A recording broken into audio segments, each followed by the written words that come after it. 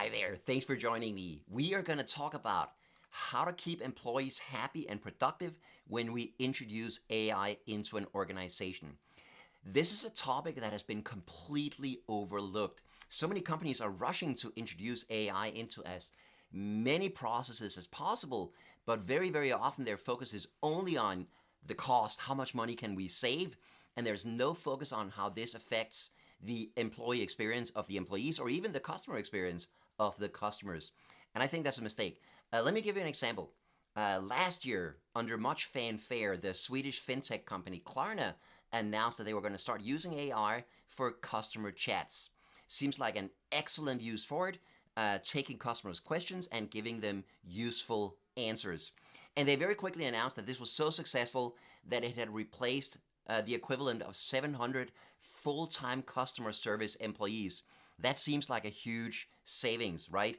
Well, it turned out it was not quite that simple because they had replaced 700 customer service employees with 700 really bad AI customer service reps, the equivalent of that.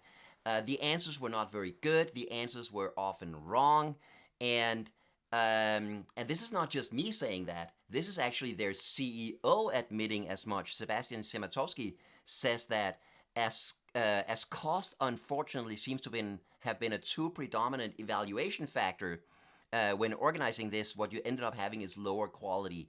And now they're reinvesting in human support.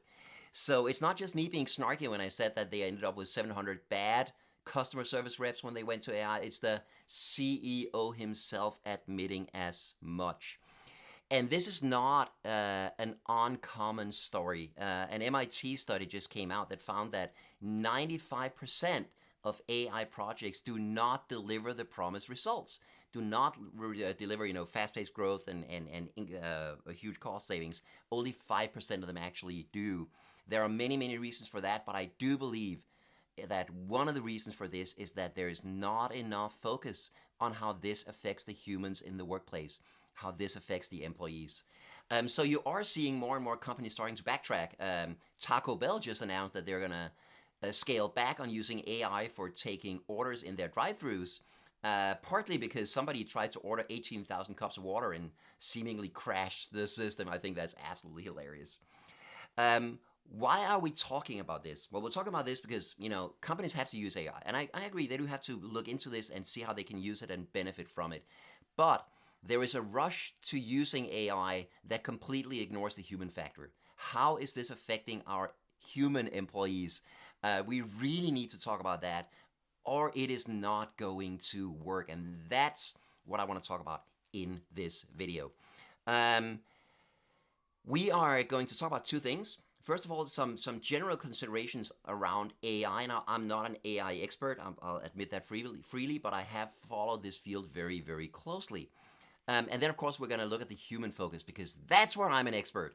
That's what I know a lot about, is how is this affecting human beings in the workplace and how can we make this work not just for cost savings, but actually make it work for the human beings as well. And I also argue that you're not going to achieve any cost savings introducing AI if you do it in a way that completely ignores the human beings in your workplace. We're going to talk about that. First of all, a couple of points. I'm not saying we should keep AI out. We can't and we shouldn't. For two reasons. We are going to have to, companies are going to have to start introducing AI as is relevant for two reasons. First of all, market pressure. If your competition does it, and they achieve 10% cost savings, then you're going to need to do it, or they are going to outcompete you. But also for another reason, which is meaningful work, and this is where we come to the human focus. The moment a machine can do a human's job, it is now meaningless to make the human do that job. I may be the best digger in the world with a shovel, but if I can dig a hole in a day, and somebody can come along with a machine and dig that hole in 1 minute, me spending a day digging that hole is now completely and utterly meaningless. There's and I will, I might be the best digger in the world. I might really enjoy digging holes with my shovel, but as soon as I know that what I do in a day a machine could have done in a minute, my work is now meaningless. I will instantly stop enjoying it. So that is super important. I'm not saying I'm going to be a little critical of AI here. I'm not saying we ignore AI. I'm not saying we shut our eyes, go la la la la, and pretend it's not there. We need to include it in our workplaces, but we need to do it in a way that works for humans. Um, I will also warn that right now, AI is at maximum hype. Oh, there are new versions coming out of the different AI platforms constantly, and they all say, best benchmark ever. And now, it can now pass the bar exam, it can now pass the medical school exam, whatever, medical school entry exam, whatever. A couple of things about that. It is starting to feel more and more like a bubble. Is this an AI bubble? And if it is, and I personally believe that it is, the question is, what kind of bubble is it? Is it a bubble like the early internet, where people would put massive investments into anything that had the word internet on it, which led to the .com crash, and then and after the whole thing crashed, then the internet of course came back and found its natural level at a more like sane approach. Is that the kind of bubble we're seeing with their AI, or is it more like the NFT bubble? Remember just a few years ago when everybody was investing in NFTs? Where did all the NFTs go? They're all worthless today. That wasn't a bubble. Well, that found its natural level. That was a bubble just popped and disappeared, and NFTs are now gone from the conversation. Um, my personal feeling is that AI is a bubble in the way that the early internet was, and that it'll soon pop and then find a more natural level. Um, but you will hear a lot of people, promoting AI again and again and very loudly and all the things it can do. You'll often hear, a phrase like AI right now is the worst it'll ever be, meaning that it can only get better from here, and just imagine how good it'll be next year. Um, and that's probably true. AI models. I'm thinking specifically of LLMs, large language models here, Chat GPT, Gemini, all of those, Claude, that kind of thing. I think they will improve, but the question is, what kind of improvement will we see? Will we see exponential improvement, where it just gets faster and faster and faster?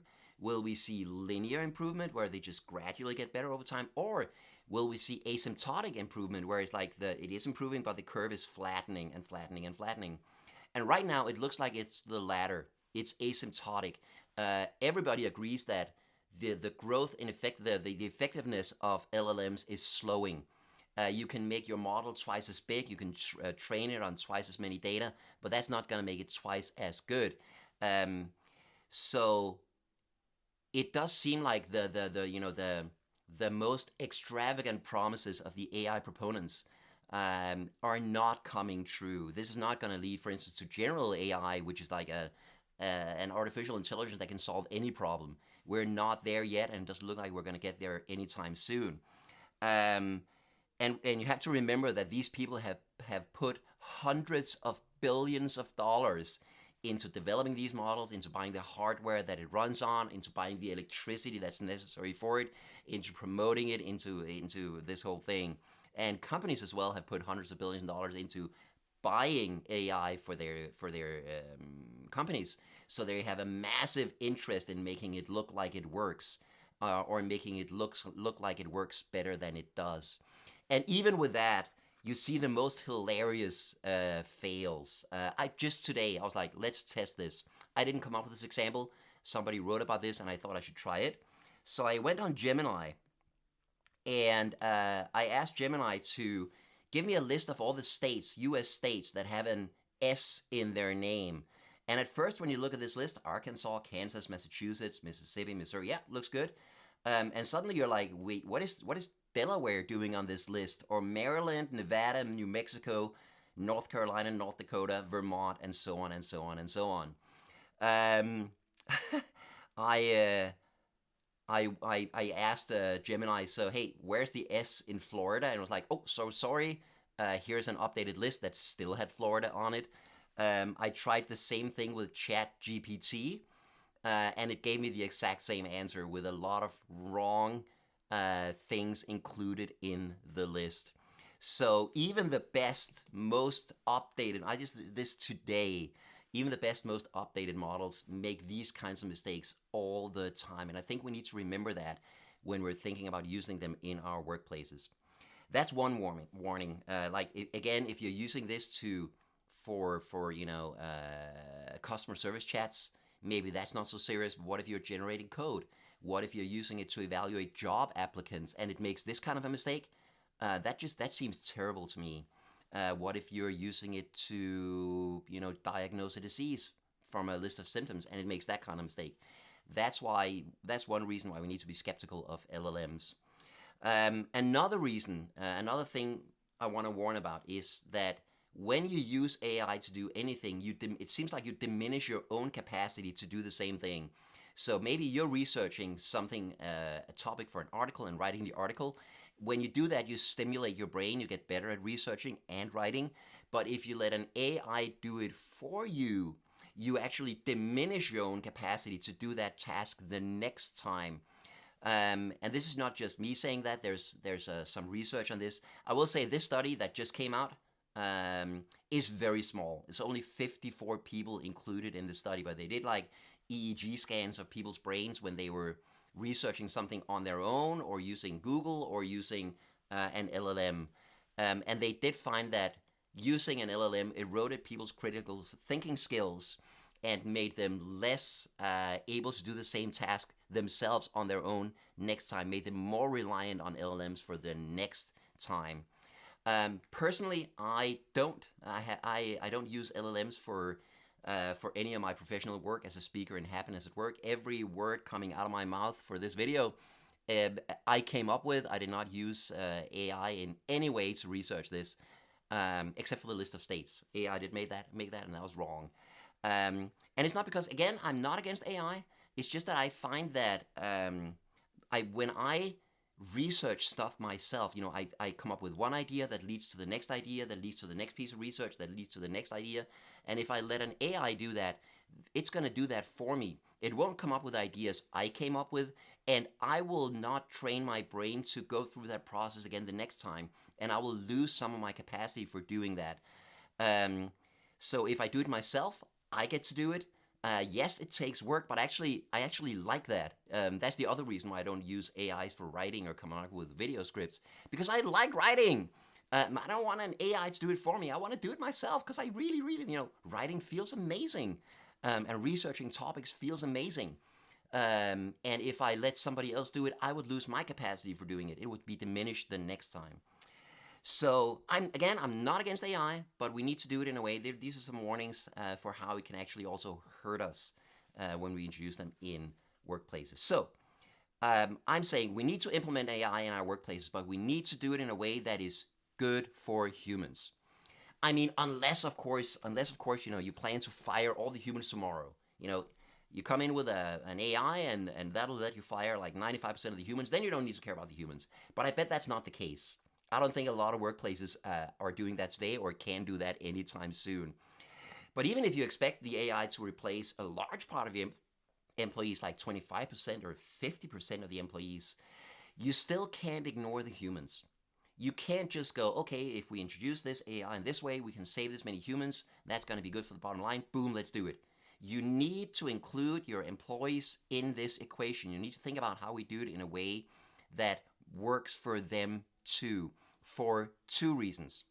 First of all, employee buy-in is going to be critical for the successful introduction of AI into your company, right?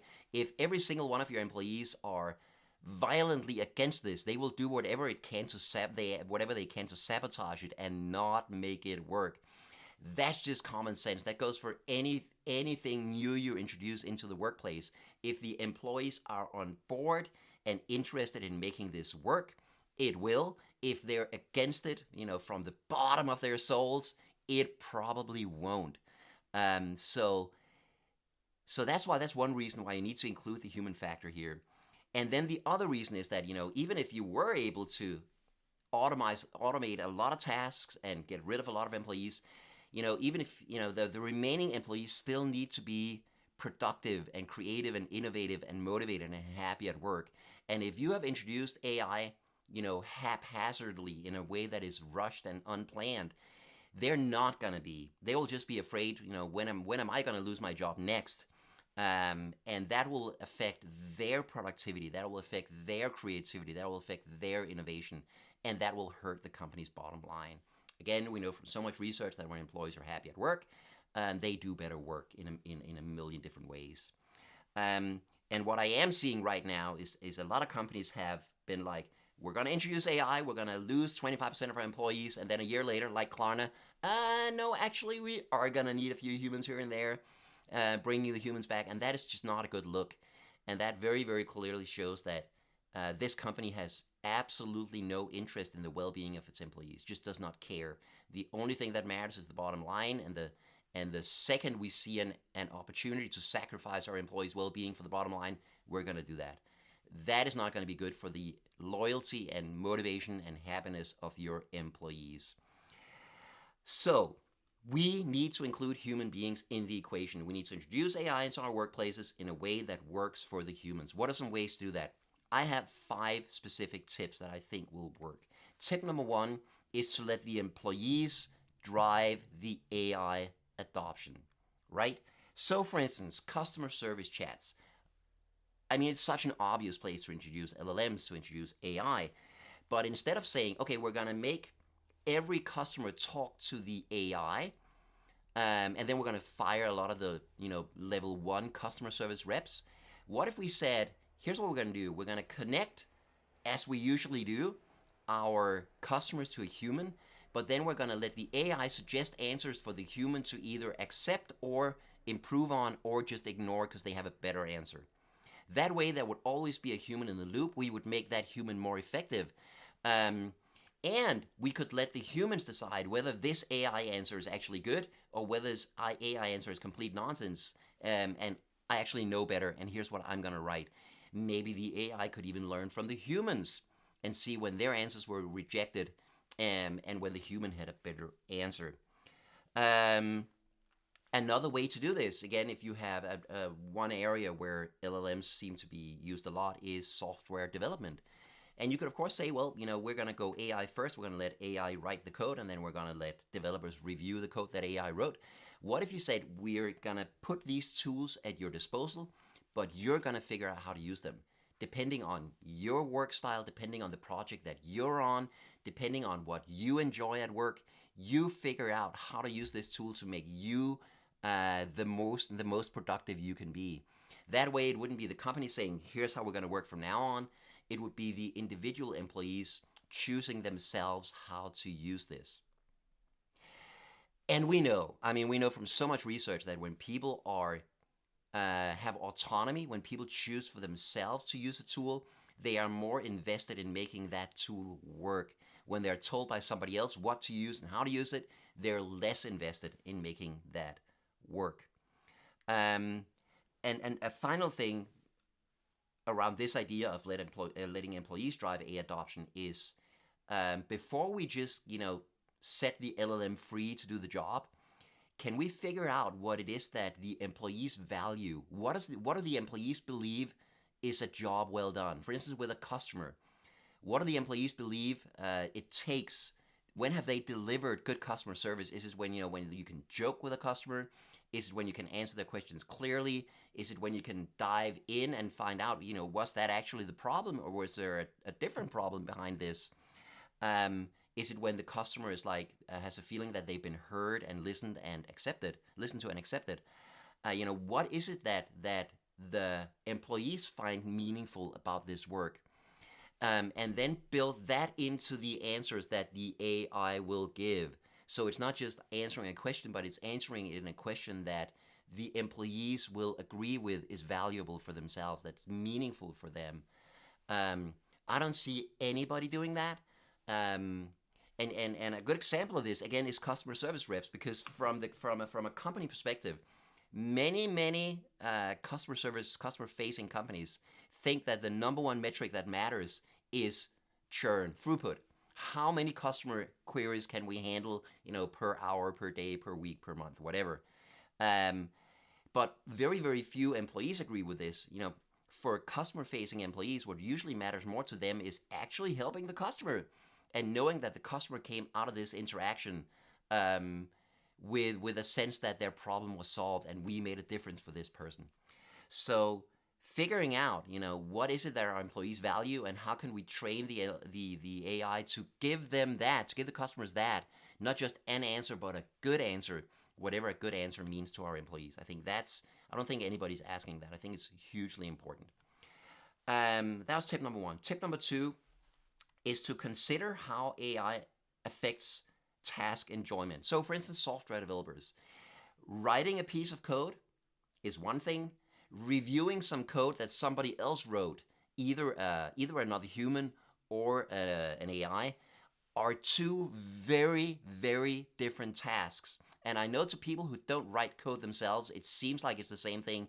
Let me tell you, it is not.